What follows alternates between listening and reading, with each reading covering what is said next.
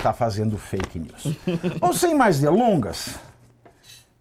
delongas, espero que vocês tenham pensado com responsabilidade, não é verdade?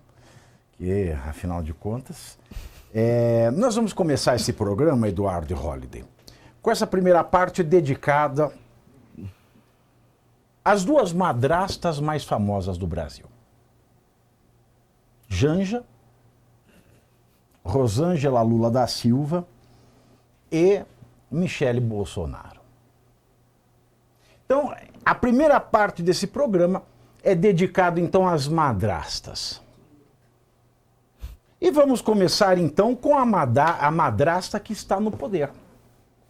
Vamos falar dela, que deixa Jaqueline Kennedy com inveja lá no além, de tamanha elegância. Exatamente, é ela, a fuck you Elon Musk. Nesta terça-feira, 30 de junho, a dama da Silva, a primeira Janja, participou na sede do Partido dos Trabalhadores em Brasília de um evento de campanha denominado Encontro Nacional de Católicos e Católicas, com o intuito de debater o Estado brasileiro, a fé e a democracia.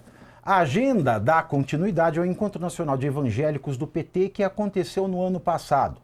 Na oportunidade, em recado via imprensa ao pastor Silas Malafaia, que pontuara a total falta de expressividade da dama entre o público evangélico, Janja cravou que, para ela, toda mulher é importante. Aspas. Isso aqui te fica a ele, porque toda mulher, para mim, é importante. Não importa se eu fiz uma reunião com duas, com três, com tudo certo, só com pio. O que importa é que eu confessei. O que importa é que eu ouvi. Fecho aspas. Com essa afirmação, Janja fenomeniza e assim reafirma a tese do psicólogo social Robert Zajonc, da Universidade de Michigan, cujos experimentos realizados há quase 40 anos, em 1987, apontaram para o seguinte fato: as caras das pessoas de um casal se tornam mais semelhantes ao longo do casamento. Segundo o professor, aspas, a sincronização dos amantes ao longo da vida termina com a imitação inconsciente e, com o tempo, altera as suas caras. Fecho aspas. Em 2020, investigadores da Universidade de Stanford resolveram colocar à prova essa tese de 1987, utilizando a plataforma Google como ferramenta. Os doutorandos Pimpin McCorn e Mikhail Kozinski, a partir de registros de aniversários de casamentos e sites de genealogia, selecionaram milhares de fotografias de 517 casais feitas no início dos seus casamentos e após vários anos juntos. Os jogos de retratos foram submetidos a 153 voluntários humanos e a um software de reconhecimento facial com demonstrada capacidade superior à humana para julgar semelhanças. Os pesquisadores de Stanford não encontraram evidências de casais parecendo mais semelhantes com o passar do tempo, mas puderam identificar, contudo, a existência de um padrão, uma tendência predominante. Os membros do casal, no início de relacionamento, assemelham-se mais entre si do que os pares aleatórios de pessoas do experimento. Trata-se de um fenômeno chamado de homogamia, isto é, a tendência para escolher um parceiro parecido. Por esse prisma moderno, pode-se dizer que Janja e Lula escolheram-se por suas características semelhantes, inclusive com valores e personalidades correspondentes.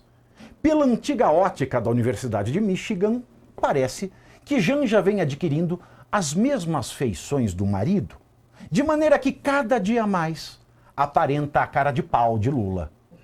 Aspas, toda mulher, para mim, é importante, afirma Janja Paraguaçu.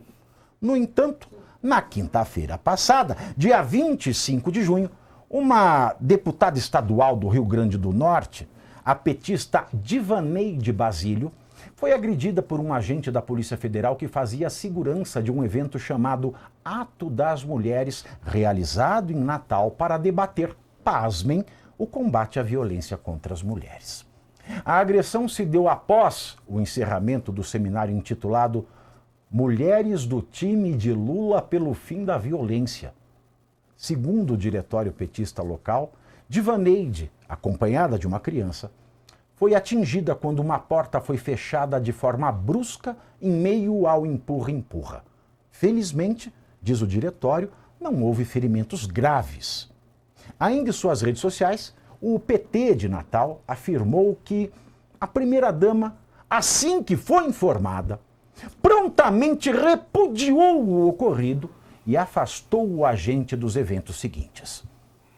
Apesar desse ele disse que ela disse, a verdade é que a Polícia Federal insiste em negar qualquer informação sobre o afastamento anunciado pelo PT, bem como até o momento não há nenhuma confirmação de instauração de procedimento administrativo acerca dessa ocorrência. Divaneide, que integra a Secretaria Nacional de Mulheres do PT, afirmou que episódios como esse reforçam a importância do enfrentamento à violência contra as mulheres e da garantia de espaços seguros. Todavia, ela, a vítima, não apresentou nenhuma reclamação, nem foi recebida pessoalmente por Janja, que estava presente na ocasião. Aliás, nas redes sociais, nenhuma palavra da tão engajada primeira Janja Minimi. Para quem toda mulher é importante, nenhuma palavra foi dita. Esse acontecimento contra Divaneide resgata na memória o idêntico silêncio ensurdecedor de Janja da Silva sobre a agressão sofrida pela jornalista Adélis Ortiz em maio de 2023, quando a jornalista da TV Globo foi atingida com um soco no peito por um segurança a serviço do Gabinete de Segurança Institucional que cuida da segurança do primeiro casal, no Palácio do Itamaraty, durante a visita do ditador venezuelano Nicolás Maduro, que era recebido com todas as honras de chefe de Estado. Justo ele que iniciava o processo de aniquilação da existência política de uma mulher, sua adversária e então preferida nas pesquisas eleitorais, Maria Corina Machado, que acabaria presa e torturada pelo amigo do casal e que, por sua luta, seria condecorada com o Prêmio Nobel da Paz. Será que, de fato, toda mulher é importante para Janja? Apesar do ele disse que ela disse alguma reprimenda para o marido, no particular, é claro, Rosângela também não saiu em defesa pública das esposas de torcedores do Corinthians em julho de 2024, quando, ao comentar dados sobre o aumento da violência doméstica após partidas de futebol, o presidente Lula disparou: "Se o cara é corintiano, tudo bem." Holliday, tudo bem? Nada bem, Pavinato, nada bem.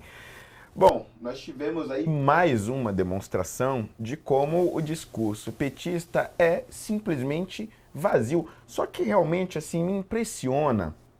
Eu ia dizer cara de pau, mas eu acho que é uma burrice até estratégica. Porque vamos ser sinceros aqui. Empurra no evento, segurança, acabou agredindo uma mulher. E em certo ponto, é até, obviamente, algo que não deveria ter acontecido, tem várias formas de se evitar, principalmente quando essa é uma pauta central de quem está organizando o evento, tem todas essas contradições óbvias. Mas, para além disso, pensando como alguém que estaria coordenando a crise, é de uma burrice imensa permanecer em silêncio. E é uma burrice, pior ainda, a mulher que foi agredida sequer denunciar. Quer dizer, um dos primórdios da luta da violência contra a mulher é justamente convencer a mulher a denunciar, ou convencer os vizinhos, ou convencer qualquer testemunha que tenha visto, presenciado, ir lá na polícia e falar: olha, fulana apanha do marido todo dia, olha, foi agredida na rua. Quer dizer, há toda uma campanha, inclusive do próprio governo federal, para que se estimule a denúncia da violência contra a mulher. Aí num evento, coordenado pela primeira-dama, petista, feminista, todos os istas que eles gostam, presente nesse evento, você tem uma agressão testemunhada por várias pessoas e nem a vítima, nem a testemunha, nem a coordenação do evento fazem qualquer coisa. Simplesmente, não, falei em privado com o Lula. Quer dizer, na hora de demonstrar praticamente como se poderia lutar contra esse tipo de violência, não. Nada é feito. Simplesmente por quê? Porque é mais interessante tentar abafar, esconder que isso aconteceu. Joga para debaixo do tapete. Quem sabe assim a imprensa não fala. Quem sabe assim as pessoas não comem. É ano eleitoral. Vamos dar uma escondida nele. Quer dizer, isso é além da cara de pau. Além de ser burro do ponto de vista estratégico, porque demonstra claramente essa hipocrisia, chega a ser até mesmo desumano. Porque demonstra que esse discurso é simplesmente para uso eleitoral. Quer dizer, é um interesse político puro e direto relacionado à eleição. Não tem ali nenhuma moral por detrás. Não estão lutando por algo maior, não se importam com essa pauta. Simplesmente montam em cima para tentar ganhar algum saldo político. Eduardo, sabe que eu lembro também que em novembro do ano passado teve o caso das militantes petistas, as mulheres negras de Santa Catarina, que foram para a Marcha da Mulher em Brasília, né? E que elas foram alocadas no estábulo. Tinha lá a cocheira do cavalo, das éguas, elas foram jogadas lá. E a Janja também, que está muito acostumada, né, a protestar em hotel 5 estrelas, em banheira de hidromassagem, não falou nada também, né? Esse governo aí está muito preocupado com as mulheres, ao que parece. Sim, Pavinato. Inclusive, é uma forma até de você manter as aparências, que é isso que sempre se tem num regime de esquerda, né? Seja numa democracia, social-democracia ou um regime consolidado ditatorial, é sempre a forma da aparência. Eu mencionei aqui numa outra oportunidade a senhora Helena Ceausescu, né, a esposa do ditador Nicolau Ceausescu, que sempre me remete muito a essa postura da Janja.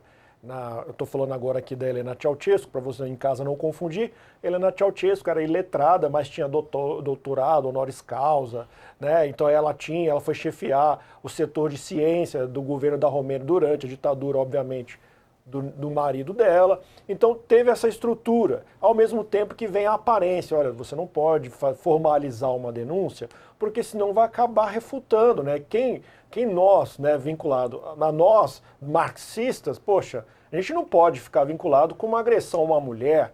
Então é a mesma estrutura de raciocínio que também não foi adiante a denúncia. A Rede Globo não levou adiante, por exemplo, a denúncia sofrida pela Adélia Ortiz. Então, é a mesma estrutura, porque vamos ficar em silêncio que a gente mantém a aparência. Essa forma de você ter uma referência, uma utopia, um ideal de mundo que passa a ser distante da natureza humana, não que eu estou falando que é natural agredir uma mulher, não é isso, mas no sentido de enfrentar o problema como ele é e resolvê-lo. Né, e formalizar seria esta forma, formalizar a agressão, identificar o agressor e punir o agressor. Mas não, temos que ficar em silêncio porque a gente tem que manter essa aparência, porque nós somos perfeitos, assim, obviamente com ressalvas, né, eu estou sendo sarcástico aqui. Então, a gente tem esse contexto de primeiro momento e depois a gente tem o contexto de que, mantendo a aparência de regime, a gente tem que manter também as pessoas com pensamento policiado. Todo mundo tem que ter medo. Por isso que ela vive falando, homens, parem de nos matar. Ou seja, independente de individualidade. Diluindo a individualidade, mantém aquele pensamento coletivista em que as pessoas começam a ter medo, pode ter um agressor a qualquer esquina. E isso é uma estratégia antiga, exatamente. Sem eu precisar de uma polícia, sem precisar de um equipamento de câmera, eu estou vigiando ou criando uma vigília em você baseado num pânico. Então, por isso, certamente as mulheres em casa que acompanham aqui o nosso programa, o programa do Pavinato, sabem muito bem, tem irmãos, tem tios, tem pais, tem avós e amam todos esses homens que pertencem à família. Então, este raciocínio dela de homens, parem de nos matar, é uma tentativa de diluir a individualidade e perpetrar o medo de todo mundo. Exatamente o que o agredido sofre quando, por exemplo, é desferido um soco no tórax, né, que foi igual a jornalista Adélia Ortiz. Fica muito claro, a distância da pirâmide soviética, igualzinha a nomenclatura, quem está próximo da cúpula tem toda a contemplação dos poderes, e quem está abaixo, né, ou na base da pirâmide, como é aí igual colocado a plebe petista, A Divaneide, por exemplo. A Divaneide. Divaneide, ela, né, tá na base da pirâmide, bonito o então nome. não é Diva... Você Então, tá não- rindo do quê? Eu achei bonito o nome. Muito bom. Diva e Diva. Divaneide. Eu trouxe Criativo. esse assunto aqui. Por que eu coloquei esse assunto? Porque quando a Michele Bolsonaro postou aqueles vídeos na semana passada, até a Erika Hilton saiu em defesa dela. Ah, é? É verdade. Aí a mulherada toda começou a defender a Michele Bolsonaro, vítima de uma agressão verbal, vítima de um man interrupting, women interrupting, eu não sei como fala isso.